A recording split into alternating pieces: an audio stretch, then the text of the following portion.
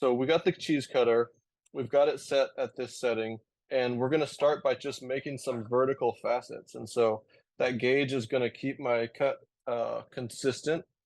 It's not gonna go deeper or shallower anywhere. And so that's my first cut, and I'm gonna overlay these facets so that I get a hard angle. I don't wanna work too far around this way and then have a gap, and then I'll see these throwing lines, and I'll have another plane. So instead of creating 2 planes, I'll be creating 3. So I wanna create, right now I've got 1 plane, and now I've got 2 planes.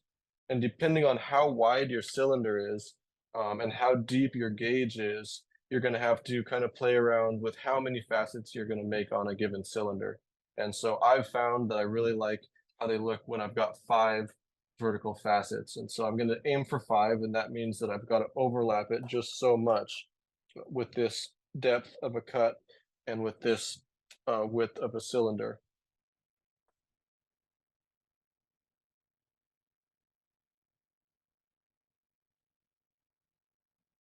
I like to try and keep these planes pretty clean, so if you can pull the clay away without